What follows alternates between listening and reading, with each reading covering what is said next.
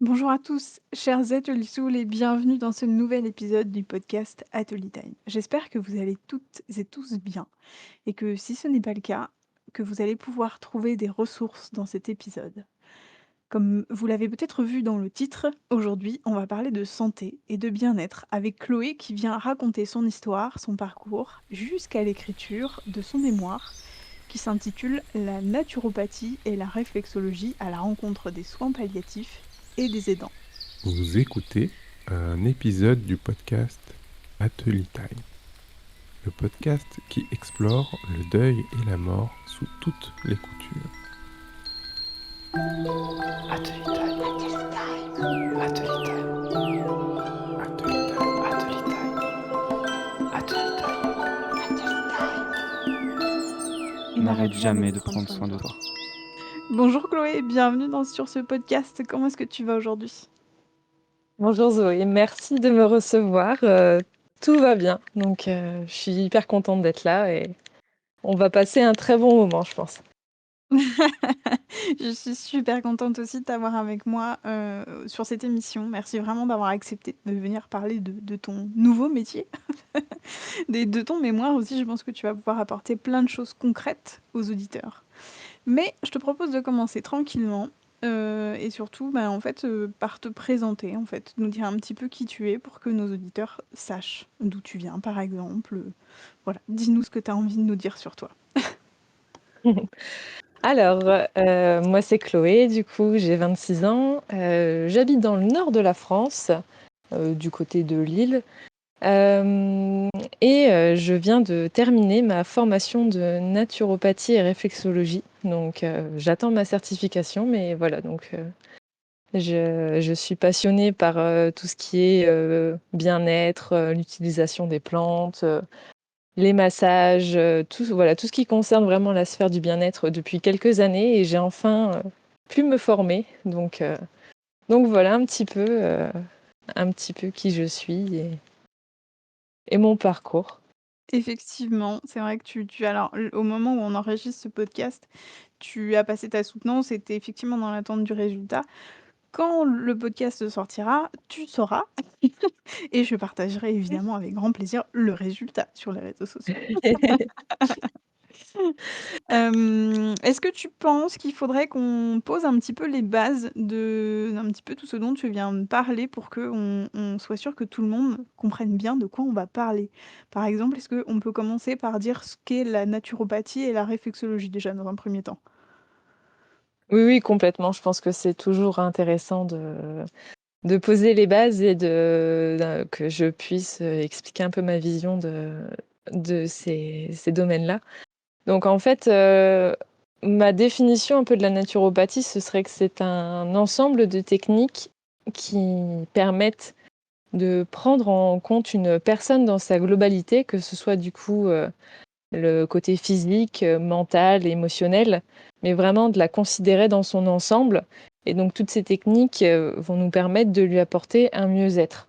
Donc en fait, l'ensemble des techniques qu'on peut avoir, alors après ça dépend des formations, mais moi personnellement, ça va être tout ce qui est l'utilisation de la phytothérapie, les huiles essentielles avec l'aromathérapie, la gémothérapie, donc l'utilisation des bourgeons des plantes, mais aussi des techniques d'alimentation, donc tout ce qui est nutrition, micronutrition, également des techniques manuelles comme les massages. Et en fait, c'est là aussi où j'ai été formée à la réflexologie, qui est là, moi, ma formation, la réflexologie, basée sur l'énergétique chinoise. Donc en fait, c'est une technique de massage qui vient stimuler le système sanguin, lymphatique et énergétique, dans le but, pareil, d'apporter un mieux-être à une personne selon vraiment ses besoins. Donc l'intérêt de ces deux techniques, c'est qu'on vient vraiment creuser avec la personne pendant un, un certain nombre de minutes, c'est souvent entre 1 heure et 1 heure et demie, ça dépend, où on vient creuser avec la personne vraiment ses besoins pour savoir précisément de quoi elle a besoin pour personnaliser au plus proche l'accompagnement qu'on peut avoir avec elle. Et du coup, tu as choisi en fait de travailler ces 2 domaines en fait d'expertise autour de 2 sujets qui sont très particuliers, c'est-à-dire les soins palliatifs et les aidants. Est-ce que tu peux dire un petit peu déjà ce que c'est et ce que tu entends aussi par, le mot aidant? Alors en fait, ouais, je suis partie sur ces du sujet-là parce que pour moi déjà à travers mon histoire personnelle, c'était important pour moi déjà de parler de ces 2 domaines-là qui sont pas forcément, hyper simples à aborder. Je pense que c'est pas à toi que je vais dire que ces sujets un peu de la fin de vie, du deuil, c'est parfois un peu compliqué au quotidien d'en discuter. Et donc, en fait, quand j'ai dû choisir mon mémoire, je me suis dit, tiens, ça pouvait être intéressant d'allier un peu mon expérience et aussi mon envie de creuser le sujet de la fin de vie et de la mort avec mon approche en naturopathique et réflexologie. Voilà, c'est ça qui est intéressant. Donc en fait, pour moi, les soins palliatifs, donc ce que j'ai pu voir, c'est que c'est souvent en fait des unités qui sont là pour accueillir des personnes fortement malades. Alors, je suis pas professionnelle voilà, de santé, mais en tout cas de ce que j'ai pu voir et de ce que j'ai pu apprendre des personnes avec qui j'ai pu discuter, qui sont elles professionnelles de santé, c'est que vraiment ces unités-là sont là pour pareil, en fait, accompagner les personnes dans toutes leurs dimensions, donc que ce soit leur souffrance physique, morale et même spirituelle, dans les moments de maladie vraiment parfois très invalidantes, et voire même du coup pour les moments de fin de vie. Donc voilà, pour ce côté-là. Et après, pour les aidants, en fait, il était important aussi pour moi, ayant été aidante, de pas les oublier en fait. Et donc pour moi, aidant, c'est quelqu'un qui est là pour accompagner, pour soutenir une personne gravement malade. Donc ça peut être quelqu'un de la famille, ça peut être un ami, un voisin. Vraiment, en fait, il y a toutes les configurations qui sont possibles. Donc c'est pour ça que ça me tenait à cœur à travers mon mémoire, à travers ces bientôt 6 mois où j'ai pu creuser vraiment ce sujet, de me poser des questions et de aussi essayer d'ouvrir un peu la parole sur ces sujets-là qui sont pas évidents à aborder mais nécessaires. Effectivement, je suis d'accord avec toi et c'est vraiment important d'aborder le sujet des soins palliatifs et des aidants. Les soins palliatifs déjà parce que je pense qu'on a toujours un peu une idée biaisée de ce que ça peut être. Pour ceux qui sont un petit peu, novices et qui ont jamais trop entendu parler de ces unités-là, en fait, c'est des unités où, le soin palliatif fait peur parce qu'on pense à cette fin de vie, parce qu'on pense que c'est uniquement pour, les mourants, en fait, tout simplement. Alors effectivement, c'est généralement le cas, mais pas seulement. Les soins palliatifs aussi, c'est quand, en fait, on n'a plus d'autres solutions pour soulager la douleur, par exemple, mais qu'on n'est pas nécessairement, sur le point de mourir. Donc voilà, c'était un petit truc important qui me paraissait, primordial à rappeler. Ouais, Et mais puis par complètement, mais rapport c'est exactement ça, ouais, ouais. C'est et puis par rapport aux aidants, je suis vraiment contente aussi qu'on en parle. Il y a un podcast qui est sorti là, à la saison dernière du coup, avec Lucie, la chineuse de créateur qui se dévoile un petit peu, parce qu'elle a, alors du coup c'est une forme d'aidant un peu particulière elle aide du coup quelqu'un qui est en deuil. Voilà, oui, oui. mais c'est aussi ça en fait, c'est toutes les personnes qui vont subir une maladie, qui vont subir un deuil, mais qui sont pas touchées directement par cette situation, mais qui finalement vivent avec une personne malade, avec une personne en deuil, avec une personne en difficulté. Et en fait, c'est ça les aidants, c'est nous, c'est vous, c'est peu importe en fait. Effectivement, tu disais, on peut être amis, on peut faire partie de la famille, on peut être même des voisins, ou peu importe en fait. Et effectivement, c'est souvent qu'on les oublie. Donc vraiment, je suis trop contente qu'on puisse en parler aujourd'hui. Est-ce que toi, tu as envie un petit peu de développer ton histoire et un petit peu nous dire ce qui t'a poussé concrètement à écrire ce mémoire sur tous ces sujets-là? Oui, complètement. Alors en fait, ça a commencé, je dirais, fin 2018 à peu près, où on a appris, à ma maman qu'elle était atteinte d'un cancer. Donc en fait, dans la famille, on a un syndrome un petit peu, bon, on va pas rentrer forcément dans les détails médicaux, mais en tout cas qui fait qu'on était plus susceptible de développer, certaines sortes de cancers et malheureusement, c'est arrivé à ma maman. Donc fin 2018, on apprend ça, donc après se met en place le parcours de chimiothérapie, de prise en charge et cetera et donc pendant à peu près 1 an, ça se passe comme ça, un peu des hauts, des bas et pour au final que, fin 2019, début 2020, en fait, ma maman se rend à l'hôpital et parce qu'elle va pas bien, mais bon, on se dit, ça fait partie de la maladie, enfin bon, donc à ce moment-là, on s'attend pas à tout ce qui va nous arriver après. Donc tout début 2020 comme ça, on se retrouve à l'hôpital, et on apprend à ma maman, en fait, que c'est fini, qu'elle a plus beaucoup de temps à vivre, que les médecins ne peuvent plus rien faire pour elle. Alors ce qui nous choque, hein, déjà l'annonce, très, très maladroite, c'était, ma maman était toute seule dans sa chambre d'hôpital. On vient lui dire qu'elle a plus beaucoup de temps à vivre et qu'elle doit se débrouiller elle-même pour, trouver une unité de soins palliatifs, pour l'accueillir et en fait, ça nous surprend tous parce que quelques semaines auparavant, on avait vu l'oncologue qui nous disait, oui, bon, bah, écoutez, on va changer de traitement, on va voir ce qu'on peut faire et tout. Et quelques semaines après, on apprend qu'au final, il n'y a plus rien à faire. Donc en fait, on se retrouve comme ça, début 2020, avec cette nouvelle vraiment horrible. Et en plus, Donc, à devoir chercher une unité de soins palliatifs. Donc, c'est là que je découvre un peu qu'est-ce qu'une unité de soins palliatifs, comment ça se passe. Donc, je rencontre avec ma maman et ma famille, on se rend là-bas, on rencontre le personnel, on comprend un peu le fonctionnement. On nous prévient aussi que les unités de soins palliatifs sont pas là que pour la fin de vie, mais aussi pour pallier à des maladies très graves et invalidantes. Donc voilà un peu le début de l'histoire. Et puis donc se passe quelques semaines comme ça au moment où on voit que l'état de santé de ma mère se dégrade énormément et où on se dit que là, il est temps de l'amener dans cette unité de soins palliatifs. Mmh. Et donc, on se retrouve comme ça pendant 15 jours. Donc, c'est en fait à se relayer avec ma famille. On passe quasiment toutes nos journées là-bas.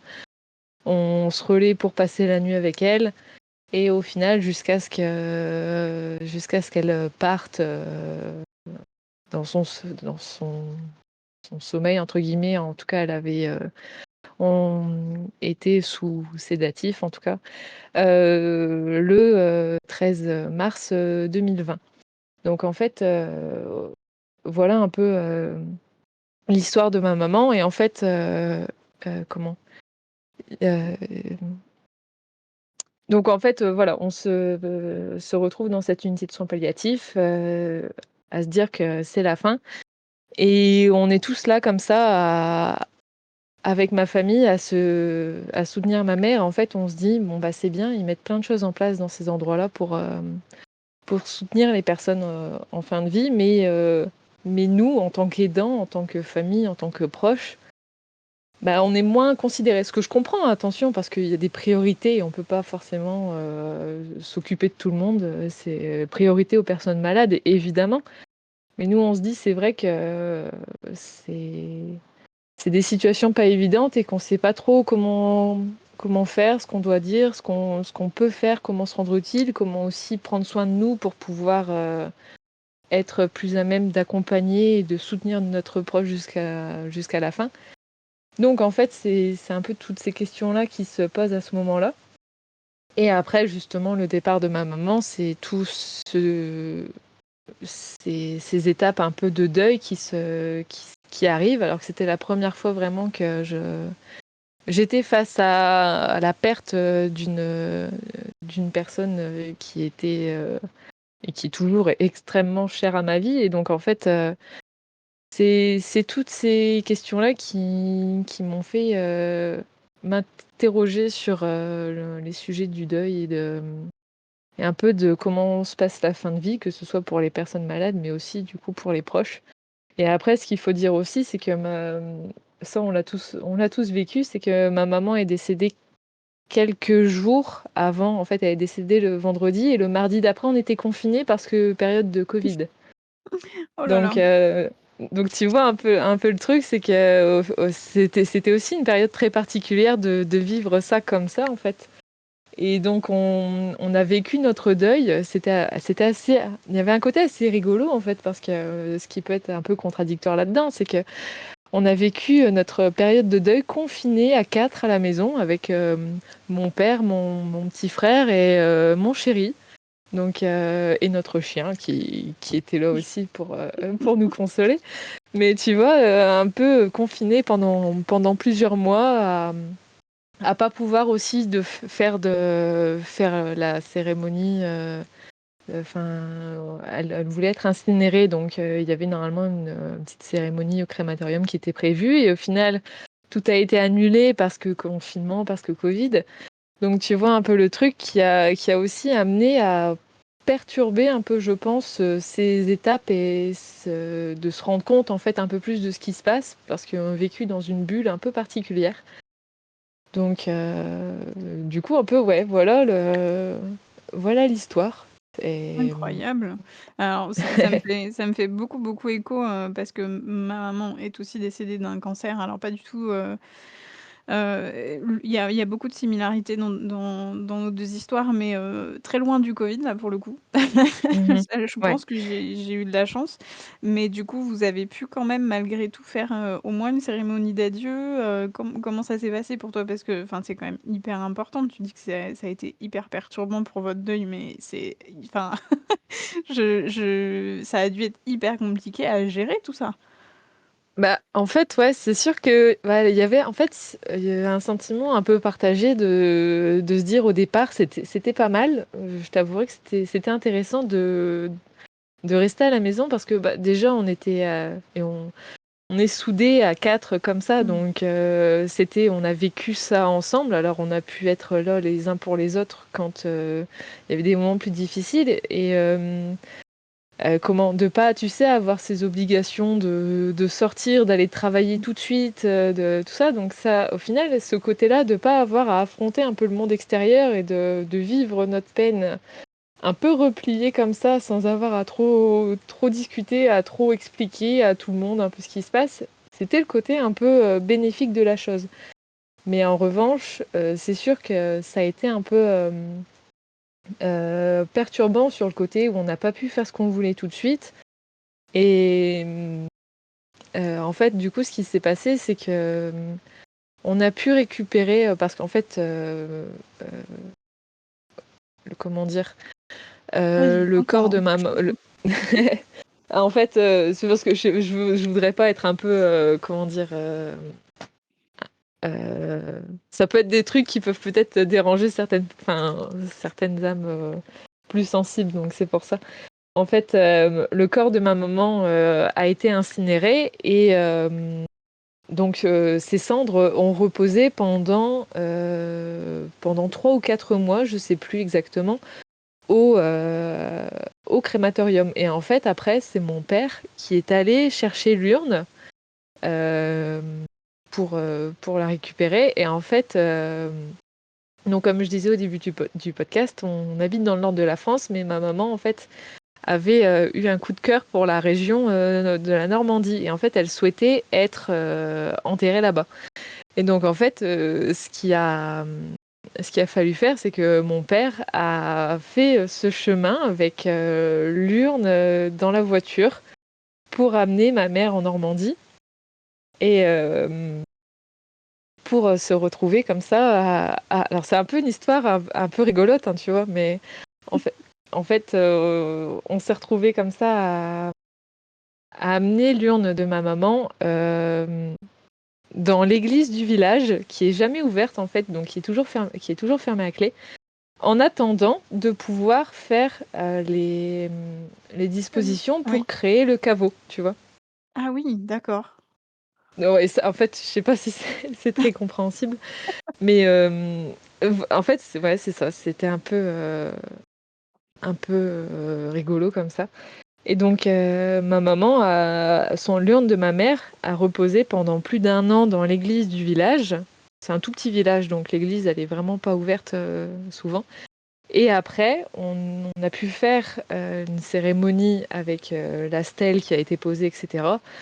euh, le 31 octobre 2021, du coup, tu vois. Donc, Ah ouais, c'est quasiment. incroyable. Oh! Donc, en fait, ça a été vraiment étalé dans le temps. Tout a été étalé dans le temps. Et puis, tu vois, le côté du deuil qui a été un peu perturbé, c'est que, bah, une fois que tu passais certaines étapes, tu aurais émergé un peu, tu t'essayais bon, bah, de continuer ta vie. Et après, il y avait cette nouvelle étape où tu te dis, bon, bah là, on va aller faire la cérémonie plus d'1 an Mmh. après Mmh.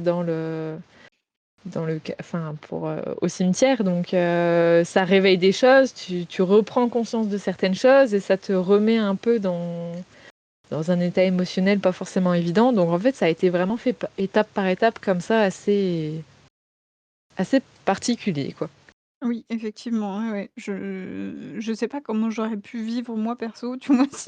Si j'avais dû, si ma sœur et moi et même mon père, on avait dû attendre aussi longtemps pour faire la cérémonie d'adieu, ça je pense qu'effectivement ça aurait été très, très compliqué. Mais du coup, je comprends mieux le pourquoi du comment, cette envie et même, j'ai presque envie de dire, j'ai l'impression que c'était un besoin que tu as ressenti de travailler, sur les soins palliatifs, sur la fin de vie, sur les aidants. Mais du coup, comment tu as procédé? Voilà, est-ce que tu es allé faire des stages dans des unités de soins palliatifs? Est-ce que tu as travaillé avec des associations? Comment est-ce que tu as choisi de travailler en fait, ton fameux mémoire? Alors en fait, ce que j'ai fait, c'est que j'ai pris contact au début, quand, j'ai su par mon école que le sujet de mémoire était validé. J'ai pris contact avec, et justement, c'est aussi je pense que ça fait partie de mon chemin personnel, c'est ce qui n'aurait pas été évident, je pense, pour tout le monde, c'est que j'ai pris contact avec l'unité de soins palliatifs où ma maman Mmh. a été, admise.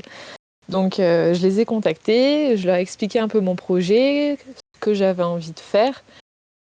Ça n'a pas forcément été évident. J'ai eu beaucoup d'échanges de mails du coup avec la personne qui s'occupait de tout ça. Jusqu'au jour où j'ai pu avoir un après-midi, un entretien avec eux. Donc je suis arrivée début d'après-midi dans l'unité de soins palliatifs. J'ai pu communiquer du coup avec une aide-soignante qui m'a expliqué le fonctionnement, qui m'a parlé de tout ce qui était mis en place.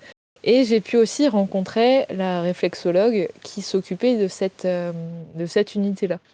Mais par contre, en fait, c'est là où je suis un peu déçue pour le moment. Alors, je perds pas espoir que ça puisse se mettre en place, mais c'est que pour ce mémoire-là, en tout cas, et pour ces derniers mois, j'ai pas pu directement travailler avec une unité de soins palliatifs parce que j'ai pas trouvé d'endroit qui acceptait vraiment de me recevoir. Voilà. Donc, en fait, j'ai discuté avec ces personnes, j'ai pu voir comment ça fonctionnait, j'ai pu voir aussi ce qui était intéressant par rapport à mes techniques, c'est qu'en fait, je voyais que ces unités-là commençaient à mettre en place petit à petit des techniques d'aromathérapie, donc l'utilisation des huiles essentielles. Donc c'est ça aussi qui a été intéressant pour moi de voir, c'est que certaines de mes techniques commençaient petit à petit à être intégrées dans ces endroits-là. Donc je me suis servi aussi de ces retours-là du coup pour écrire mon mémoire. Mais je suis un peu frustrée du coup de ne pas avoir encore pu travailler directement avec eux, même si je perds pas espoir. Je vais tout faire pour que ça puisse se faire. Et après, à côté de ça, du coup, à l'inverse, j'ai trouvé une association d'aidants qui m'a accueillie et qui a été hyper réceptif à mes propositions et qui a été hyper emballée par ce que je pouvais leur proposer.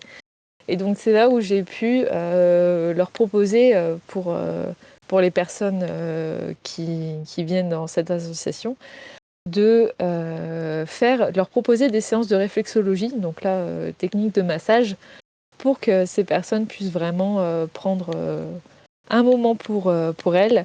Et puis, du coup, moi, à côté, ça m'a permis aussi de comprendre un peu plus leurs besoins, de savoir comment se passe concrètement leur quotidien, de vraiment pouvoir investiguer un peu sur ces côtés-là et à côté aussi de pouvoir apporter concrètement une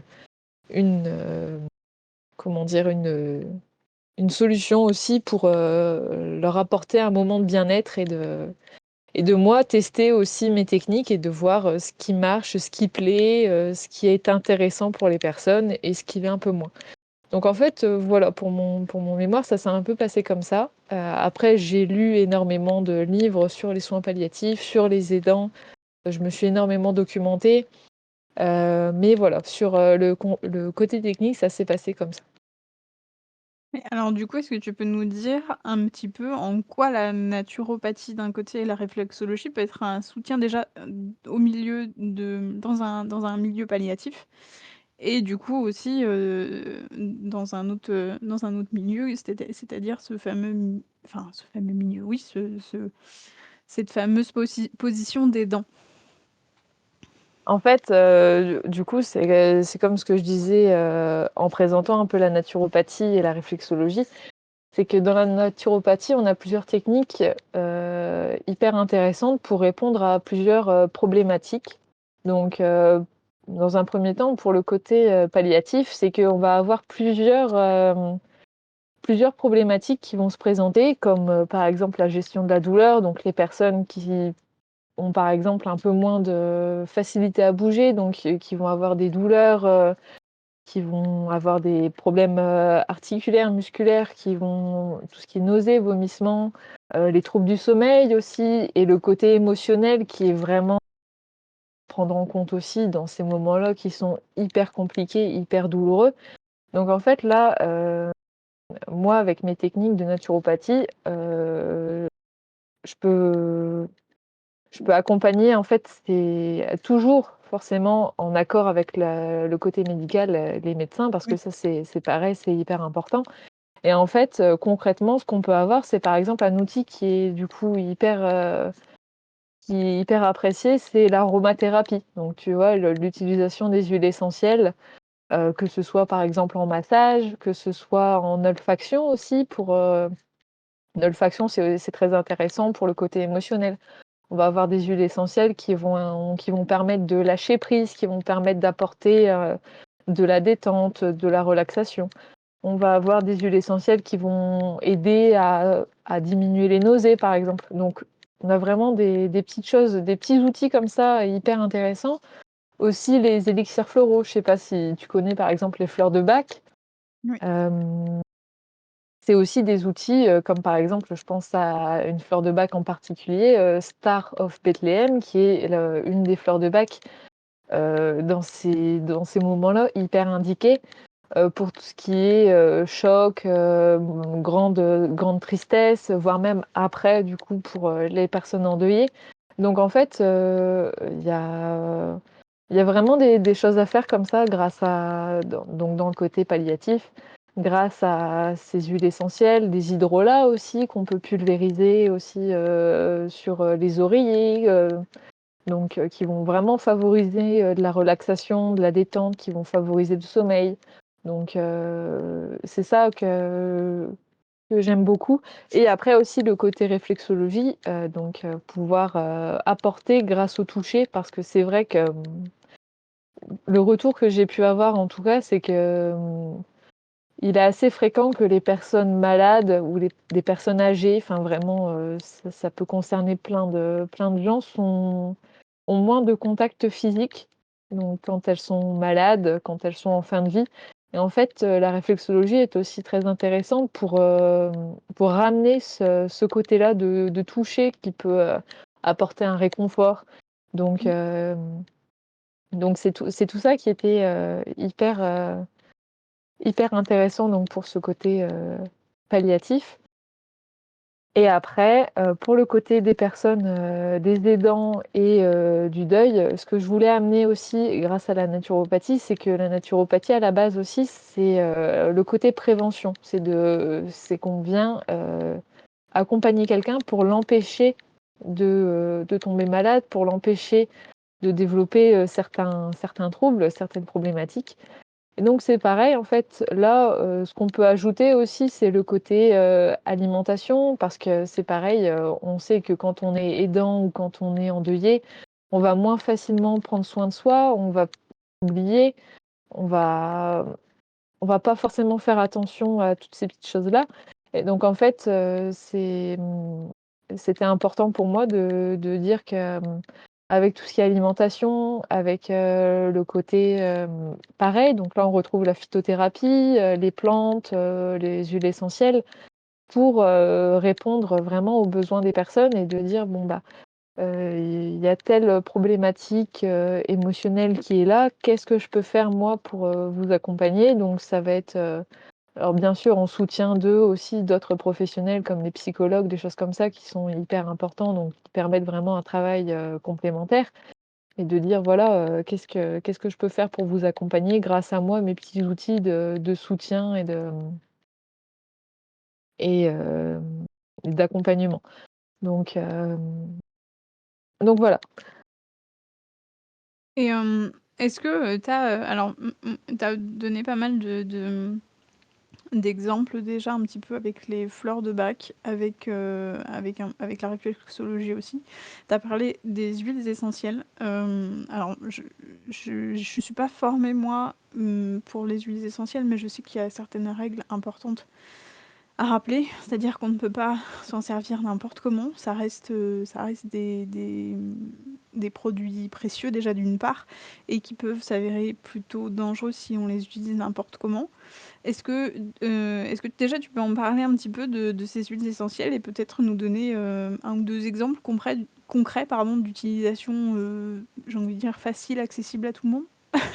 Oui, oui, complètement, mais merci de le rappeler parce que c'est exactement ça. C'est vrai qu'en fait, le côté un peu problématique avec les huiles essentielles, c'est qu'on peut se dire: «C'est naturel, c'est des plantes, ça va pas faire de mal» et c'est pas vrai du tout parce qu'en fait, il peut y avoir de la toxicité, il peut y avoir aussi des contre-indications avec certaines pathologies, il peut y avoir des interactions médicamenteuses, donc il faut être hyper prudent là-dessus et surtout si on a un doute, si on sait pas, si voilà, faut consulter un professionnel formé, faut aller voir, son médecin pour, voir, ce côté, si on a des pathologies et tout. Faut vraiment, surtout sur ce côté-là, faut faire hyper attention parce que c'est pas parce que c'est des plantes que c'est sans danger. Donc c'est déjà ouais, super de le rappeler. Et après, alors concrètement, moi déjà, là, il y a une huile essentielle qui me vient en tête que j'aime beaucoup, c'est l'huile essentielle de petit grain bigaradier, donc qui est, elle, hyper intéressante pour le côté apaisement. Elle va vraiment venir relaxer, elle est hyper intéressante en cas de stress, en cas de vraiment anxiété. Donc j'aime beaucoup celle-là. Et en plus, elle est hyper simple à utiliser parce qu'en fait, moi, j'aime bien conseiller cette utilisation-là, c'est de juste ouvrir le flacon d'huile essentielle et de respirer directement au-dessus du flacon. Donc on fait attention à ne pas mettre en contact avec les muqueuses. Mais après, en fait, on a juste à prendre plusieurs bonnes respirations au-dessus du flacon pour que ces bienfaits viennent vraiment nous apaiser. Donc c'est pour moi déjà l'olfaction directement au flacon, je trouve que c'est pas compliqué. En plus, c'est une huile essentielle qui est vraiment pas très chère, donc on la trouve hyper facilement. Donc déjà celle-là, je trouve qu'elle est pas mal. Après, sinon, on a aussi l'huile essentielle de rose de Damas, qui est pas mal, qui est une huile Oui. essentielle assez connue pour le côté accompagnement du deuil, mais aussi des personnes en fin de vie. Donc celle-là, c'est pareil, on peut la respirer directement au flacon. Donc en fait, c'est vraiment des utilisations que je trouve hyper pratiques, parce qu'on n'a pas besoin de se prendre la tête avec des dosages, avec des mélanges, avec voilà. C'est qu'on prend le flacon, on l'ouvre et on respire. Et c'est pareil, ça nous permet de faire quelques respirations. Donc si en plus on ajoute quelques techniques de respiration qui permettent de relaxer, donc on couple la respiration plus l'huile essentielle. Et c'est vraiment déjà hyper intéressant. Et sinon aussi, dans le côté aromathérapie, mais là on ne parle pas des huiles essentielles, mais des hydrolats, qui sont une partie de l'aromathérapie, ça va être de prendre un hydrolat, par exemple, de fleurs d'oranger, et de diluer une cuillère à soupe de cet hydrolat dans 1 litre d'eau, et à boire tout au long de la journée. Et en fait, ça, c'est pareil, les hydrolats, il y a très très peu, voire quasiment pas de contre-indications. Mais alors c'est pareil, si on ne sait pas, vaut mieux demander à quelqu'un d'abord. Mais en tout cas, l'hydrolat comme ça, surtout de fleurs d'oranger, dans ces indications-là, va vraiment permettre de relaxer et de pouvoir se détendre. Et de le faire en interne comme ça apporte déjà un petit goût sympa à l'eau si on a un peu de mal à boire. Mais en plus, on ajoute ce côté apaisement, relaxation et lâcher prise qui peut être nécessaire dans ces périodes-là. Mais surtout, encore une fois, vraiment faire attention. Et si on ne sait pas, vaut mieux demander à son médecin. Et surtout, ce sont des techniques qui ne remplacent pas les traitements, les médicaments. Voilà, toujours vraiment en parler à son professionnel de santé, aux personnes qui nous suivent médicalement. Oui et puis du coup, ça peut être, hyper intéressant d'être suivi en parallèle, en plus de toutes les médecines, allopathiques, d'être suivi par un ou une naturopathe qui peut du coup venir effectivement en soutien en fait, par rapport à ça. Je suis contente que tu parles de tout ça et que tu nous donnes autant de d'astuces, autant de choses concrètes à appliquer. Donc vraiment merci pour ça. Moi, je me demandais, si tu avais rencontré des défis ou des difficultés particulières pour écrire ton mémoire? Voilà, parce que du coup, je sais que c'est un sujet dont on parle encore assez peu, qui est assez tabou. C'est des choses qu'on n'exprime pas, qu'on ne sait pas exprimer, par rapport à la peur de la mort, par exemple. La peur de mourir quand on est malade, le fait de souffrir, de montrer à sa famille, à ses proches qu'on souffre, par exemple. Enfin, toutes ces choses-là et le fait d'être en deuil, particulièrement, c'est des choses qui sont encore très, très tabous. Donc est-ce que toi, depuis 6 mois, est-ce que tu as rencontré c'est quoi voilà, les principaux trucs qui t'ont freiné dans ton aventure? Bah, en fait, comment déjà, le côté où en fait, je me suis pas forcément rendu compte à la base de tout ce que ça aurait pu engendrer sur moi, parce que c'est vrai que je partais là, c'était rigolo parce que quand on commence la formation, on nous demande un peu assez vite sur quel sujet on veut faire notre mémoire, comment on voit un peu les choses. Et moi, j'avais toujours ce sujet-là en tête. Je voyais rien d'autre. Et c'est ça qui était assez rigolo. Et j'avais du coup, je voyais que ça. Donc j'avais envie que ce soit ça. Et en fait, sans vraiment me dire que ça pouvait aussi, moi, remuer certaines choses. Et donc, c'est quand j'ai commencé l'écriture de mon mémoire que j'ai dit, tiens, c'est vrai que ça m'a fait... ça m'a remué vraiment des souvenirs, des choses comme ça. Et en fait, donc déjà, sur le côté personnel, c'était assez éprouvant, mais dans le bon terme, parce que j'aime beaucoup creuser et je sais que c'est une partie de mon caractère où je veux comprendre les choses et où, même si ça fait mal, je veux y aller. Donc pour moi, c'était nécessaire. Et après, à côté de ça, ce qui était intéressant, c'est que quand mes proches, donc que ce soit des gens de ma famille, que ce soit des amis, et même des personnes de mon école, quand j'ai parlé de mon sujet de mémoire, pour être honnête avec toi, je crois que, à part mon chéri qui me connaît et qui... d'ailleurs, je vais lui faire un bisou parce que je sais qu'il va écouter, donc voilà. Mais en fait, tu vois, à part lui, je crois que quand j'ai parlé de ce sujet de mémoire, les gens m'ont un peu regardé en me disant mais pourquoi tu t'infliges ça? Qu'est-ce que tu vas aller remuer tout ça en fait? Tu vois, c'était assez rigolo d'entendre ça. Et en fait, à côté de ça, au lieu de me remettre en question, tu sais, et de me dire « Ah ouais, bah ils ont peut-être raison, peut-être que ça va être trop difficile », je me suis dit « Mais justement, en fait, si j'ai autant de réactions Mmh. un peu intriguées, plutôt un peu négatives, du coup, je me suis dit « Mais c'est là qu'il faut creuser, en fait, parce que si ça occasionne autant de... un peu de tabou, du coup, je me dis, mais c'est là, en fait, il y a quelque chose à creuser, c'est là qu'il faut en parler, quoi. Et donc, au contraire, au lieu de me freiner, ça m'a encore plus dit, ben, en fait, c'est là, il faut y aller, quoi. C'est ça, c'est ce sujet-là, t'as pas le choix, faut y aller. Donc, tu vois, c'était assez drôle. Et j'ai même une anecdote, je te jure, qui m'a marquée. Alors, ça peut paraître un peu rien, mais c'était assez rigolo. C'est que du coup, j'adore lire et en fait, j'ai acheté énormément de bouquins autour de la fin de vie, autour du deuil, autour de la mort.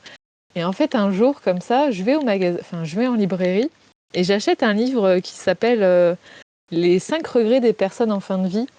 Oui, Et je sais pas si oui, tu le connais. oui, oui. Et, et en fait, j'arrive en caisse avec ce livre et la personne, l'hôtesse de caisse, elle me regarde et puis elle fait Oh là là, bah, pas évident comme sujet, hein, c'est pas drôle tout ça. Bon, bah, qu'est-ce que vous vous embêtez à lire ça, tu vois? Et là, je me dis, ah ouais, donc on se connaissait absolument pas, et elle me dit ça. Et je dis, tiens, c'est drôle, quoi. C'est vraiment. Donc, je voyais mes proches et tout, mais je me dis même, du coup, des personnes extérieures comme ça, avoir cette réaction-là autour de ces sujets-là, je me dis, je m'y attendais pas aussi, pour être honnête. Je m'attendais pas à tout ça, et c'était assez rigolo, ouais, de se dire que c'est pas des sujets que les gens osent aborder, alors qu'au contraire, moi, c'est ce que j'ai un peu dit aussi dans la conclusion de mon mémoire, c'est que, bah, on sait qu'on va tous mourir, ça c'est une certitude, je pense, peut-être même la seule certitude qu'on peut avoir dans notre vie, c'est qu'on va Oui. mourir forcément. Donc, bah, personnellement, après chacun fait comme il veut, vraiment c'est chacun sa vision des choses, mais moi je me dis, vaut mieux s'y préparer, vaut mieux essayer de comprendre les choses. Et puis c'est pareil, le deuil, bah, on va certainement tous y être confrontés un jour ou l'autre dans notre vie. Et personnellement, je pense que j'aurais peut-être préféré à cette époque-là avoir certaines armes supplémentaires pour pouvoir faire face à tout ce qui a pu arriver après, tu vois. Donc, Bah, exactement. C'est d'ailleurs pour ça que je fais tout ce que je fais. bah oui, Que non, ce mais c'est podcast exactement, existe et cetera pour qu'il y ait heureusement qu'il y de a des plus en personnes plus. comme toi, ouais. L'idée mais je suis hyper contente que toi aussi tu aies fait ce chemin-là. En fait, j'ai l'impression, je vais te dire honnêtement, après tout ce que tu m'as dit là, tout ce que tu nous as partagé là, Mhm. j'ai l'impression qu'en fait, tu nous as balancé au grand public comme ça, ton chemin de deuil. Comment toi t'as fait? Comment t'as géré? Tu vois? Et c'est une des milliards, enfin une des infinités de façons de gérer son deuil et d'essayer de gérer, d'essayer de vivre le truc, d'essayer de trouver des solutions, d'essayer de trouver des ressources et surtout, surtout, surtout de pouvoir les partager. Et ça, c'est hyper fort, c'est hyper important. Et c'est ce que je vous invite tous à faire, même avec cet épisode de podcast, à partager cette ressource, que ce soit le compte de Chloé, alors le compte Instagram, je crois que tu es principalement sur Instagram pour le moment. Allez voir, allez la découvrir évidemment, je vous mets tous les liens dans la description. Partagez ce podcast comme autant de messages de soutien en fait à vos proches endeuillés ou pas forcément d'ailleurs parce que on peut avoir besoin de la naturopathie, de la réflexologie quand on n'est pas forcément en période de deuil. Donc vraiment partagez quoi. Ah oui, exactement. Faut parler de tout ça. Faut enlever ces tabous. C'est hyper important. Et, et oui, oui, ah, mais exactement. Après, oui, naturopathie, réflexologie, c'est pas que pour ça. Vraiment, ça concerne plein d'autres domaines. Ça peut être vraiment l'accompagnement à plein de situations. Donc, mais vraiment, l'important, c'est ça. C'est que, comme tu disais, t'as vraiment raison. C'est que c'était un peu, ouais, mon chemin de deuil. Mais en tout cas, ouais, c'est ça. Chacun est différent, chacun vit les choses à sa façon. Et l'intérêt un peu de tout ça, c'est que on n'a pas un schéma prédéfini et le but est vraiment de considérer chacun avec ses expériences, avec son vécu et de voir comment on peut le soutenir et comment on peut l'accompagner le mieux possible, vraiment selon ses besoins, quoi. Donc c'est ça, c'est hyper important de prendre soin de soi et de pas s'oublier dans tout ça, quoi. Exactement, exactement. Du coup, au début du podcast, on a dit que tu étais fraîchement sortie de tes études, c'est-à-dire que tu viens de passer ta soutenance. Tu attends les résultats, mais moi, Oui. je veux savoir ce que toi, tu as envie de faire pour la suite. Comment tu vois, ouais, les prochaines années, j'ai envie de te dire? Alors là, en fait, du coup, pour continuer là un peu sur ce thème-là pour commencer, je suis hyper contente parce que déjà là, je sais qu'au niveau professionnel, en fait, ce qui est chouette, c'est que mes interventions avec l'association d'aidants que j'ai pu faire se sont très bien passées. Les gens ont été hyper contents et hyper réceptifs. Et donc, les personnes qui gèrent l'association m'ont proposé, une fois ma certification, etc., de pouvoir continuer à faire des interventions comme ça avec eux. Donc déjà, je suis hyper contente de pouvoir garder ce côté-là parce que je voulais pas seulement le faire pour mon mémoire, mais vraiment de pouvoir garder ce côté-là. Donc déjà, je trouve ça hyper chouette de garder un lien avec ces thèmes-là. Donc voilà, après c'est pareil, je désespère pas de pouvoir peut-être un jour intervenir directement dans une unité de soins palliatifs. Donc pour le thème de notre discussion du jour, c'est niveau professionnel, on en est là. Après sinon pour le reste, c'est encore un peu flou parce que pour tout te dire, notre gros projet avec mon chéri, c'est qu'en fait mon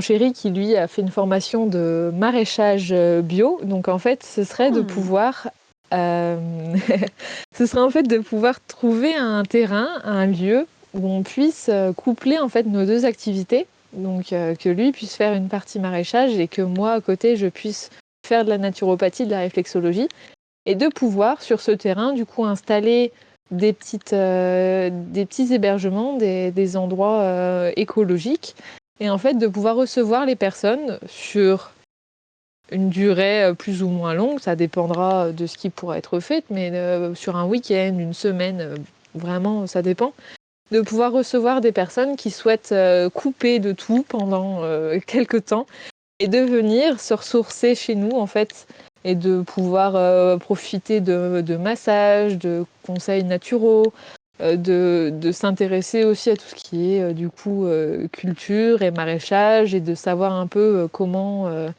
même des conseils cuisine, tu vois. Donc en fait, ce serait de créer un lieu comme ça. Alors c'est un sacré projet, mais en fait de vraiment créer un endroit où les gens puissent venir se ressourcer, se poser et puis prendre soin d'eux pendant quelques temps et de repartir avec plein de conseils, plein d'outils pour s'occuper d'eux. Donc en fait, professionnellement, dans les prochaines années, comme tu disais, le but, ce serait ça. Après, voilà, donc après, à côté de ça, voilà, ce sera des consultations naturopathiques individuelles, ce sera des massages de réflexologie, que ce soit peut-être en visio ou dans un cabinet. Ça, je ne sais pas encore concernant le cabinet, mais voilà. Donc, sur les prochaines années, on en est là. Tu peux pas savoir à quel point, je suis impressionnée parce que, le rêve que tu viens de décrire là, c'était mon Ouais. rêve il y a quelques années et moi aussi j'ai fait une formation de BPREA, donc brevet professionnel de Ah, responsable génial! d'exploitation agricole Ouais, et d'accord. et que moi aussi je rêvais aussi de créer un petit havre de paix, de ressources pour, voilà, pour se mettre un peu au vert et tout ça. Donc ça fait tellement écho, c'est un truc de Ah, dingue. c'est génial. Ouais, comme quoi, il y a pas de hasard. Il y a pas de hasard, tu Exactement, vois? exactement. Donc Ah, vraiment, la seule chose que je puisse te souhaiter, c'est de réussir et le seul conseil que je peux te donner, avec l'expérience que j'ai, c'est de rien lâcher, de jamais rien lâcher. non, mais c'est vrai, tu raison, mais j'adore, c'est trop bien. Mais ouais, tu 1000 fois raison. C'est pas toujours évident, mais exactement, c'est ça. Faut pas lâcher, faut y croire.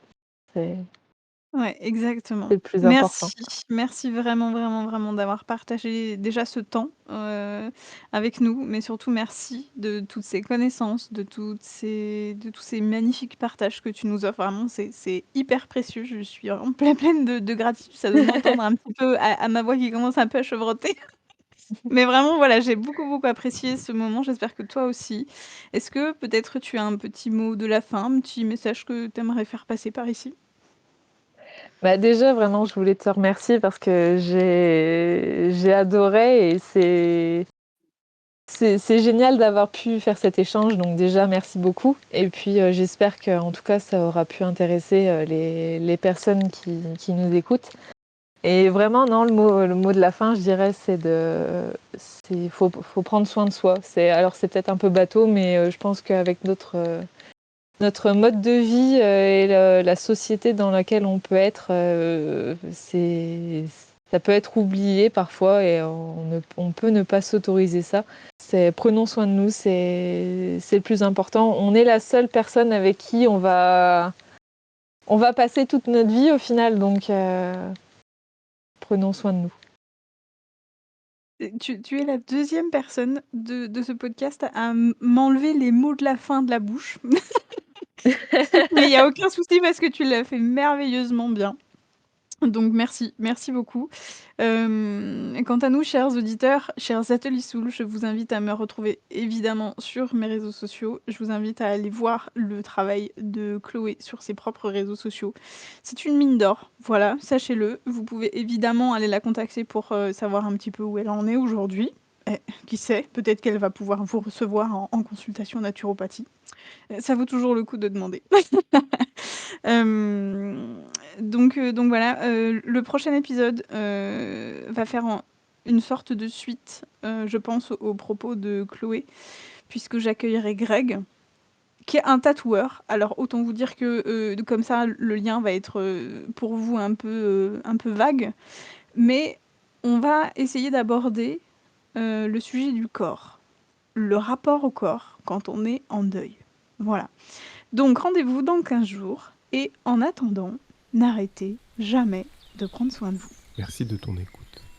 Pense à partager et à noter cet épisode.